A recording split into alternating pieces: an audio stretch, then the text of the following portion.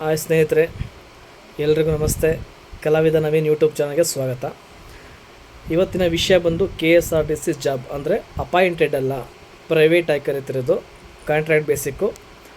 ಯಾರಿಗೆ KSRTCಲಿ ಜಾಬ್ ಬೇಕು ಅಂದರೆ, ಈಗ ನಿಮಗೆ ಅಪ್ಲಿಕೇಶನ್ ಹಾಕಿರೋರು ಈಗ ಬರೀ ಡಿ ಕರೀಲ್ಲ, DCOMC ಮಾತ್ರ ಕರಿತಾ ಇದ್ದಾರೆ.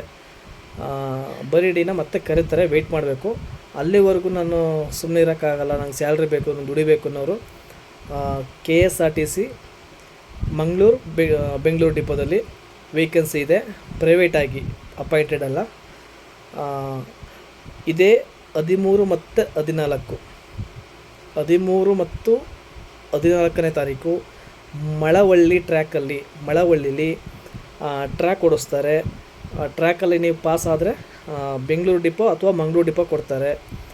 ಯಾರಿಗೆ ಆಸಕ್ತಿ ಇದೆ, ಯಾರು KSRTC ಎಷ್ಟೊಂದು ಜನ KSRTC ಜಾಬ್ ತೊಗೊಳಕ್ಕಾಗಿರಲ್ಲ, ಅವರು KSRTC ಡ್ಯೂಟಿ ಮಾಡಬೇಕು ಅಂತ ಆಸೆ ಇಟ್ಕೊಂಡಿರ್ತಾರೆ. ಅಂಥವರು ಬೇಕು ಅಂದರೆ ಹೋಗಿ. DL ಜೆರಾಕ್ಸ್, ಹೆವಿ DL ಆಗಿರಬೇಕು. DL ಆಗಿ 2 ವರ್ಷ ಆಗಿರಬೇಕು, ಅಂದರೆ ಒಂದು ರಿನ್ಯೂವಲ್ ಆಗಿರಬೇಕು. ಆಧಾರ್ ಕಾರ್ಡ್ ಜೆರಾಕ್ಸು ಮತ್ತು ನಿಮ್ಮ 10th ಮಾರ್ಕ್ಸ್ ಕಾರ್ಡ್ ಜೆರಾಕ್ಸು ಅಥವಾ 7th ಮಾರ್ಕ್ಸ್ ಕಾರ್ಡ್ ಜೆರಾಕ್ಸ್ ನಡೆಯುತ್ತೆ.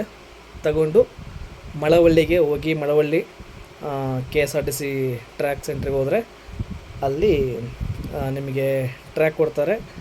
ನೀವು ಟ್ರ್ಯಾಕಲ್ಲಿ ಪಾಸ್ ಆದಮೇಲೆ ನಿಮಗೆ ಡ್ಯೂಟಿ ಎಲ್ಲಿ ಏನು ಅಂತ ಅವರು ನಿಮಗೆ ತಿಳಿಸ್ತಾರೆ.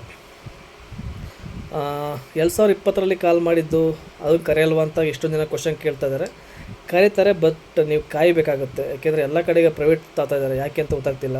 ಎಲ್ಲ ಕ್ಯಾಂಡಿಡೇಟ್ ಬೇಸಿಕ್ಕು. ಏನಕ್ಕೆ ಸಂಬಳ ಕಡಿಮೆ ಕೊಡ್ಬೋದು, ದುಡ್ಡು ಉಳಿಸ್ಬೋದು ಅಂತ ಏನೋ ಗೊತ್ತಾಗ್ತಿಲ್ಲ. ತುಂಬ ನಿರಾಸೆ ಮಾಡ್ತಾಯಿದ್ದಾರೆ. ಈಗ DCOMC 2,000 ಪೋಸ್ಟನ್ನು ಡಾಕ್ಯುಮೆಂಟ್ ವೆರಿಫಿಕೇಷನ್ ಅಂತ ಹೇಳಿದ್ದಾರೆ. ಎಷ್ಟೊಂದು ಜನಕ್ಕೆ ಇನ್ನೂ ಮೆಸೇಜ್ ಕೂಡ ಬಂದಿಲ್ಲ. ಬರೀ 77 ಜನದ ಮಾತ್ರ ಈಗ ಓಪನ್ ಆಗಿದೆ. ಯಾವ ಥರ ಮಾಡ್ತಾರೆ ಗೊತ್ತಾಗ್ತಿಲ್ಲ. ಬಟ್ ಅಲ್ಲಿವರೆಗೂ ಸುಮ್ಮನೆ ಇರೋಕ್ಕಾಗಲ್ಲ, ದುಡಿಬೇಕು ಅನ್ನೋರು 25,000 ಸ್ಯಾಲ್ರಿನ ಕೊಡ್ತಾರಂತೆ.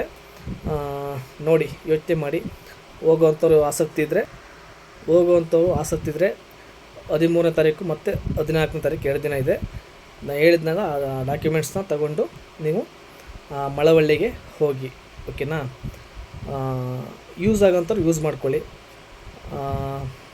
ಇಲ್ಲ ವೆಯ್ಟ್ ಮಾಡ್ತೀವಿ, ಇನ್ನು ನಮ್ಮ KSRTCನೇ ಅಪಾಯಿಂಟೆಡ್ ಆಗಬೇಕು, ವೆಯ್ಟ್ ಮಾಡ್ತೀವಿ ಅನ್ನೋರು ವೆಯ್ಟ್ ಮಾಡಿ.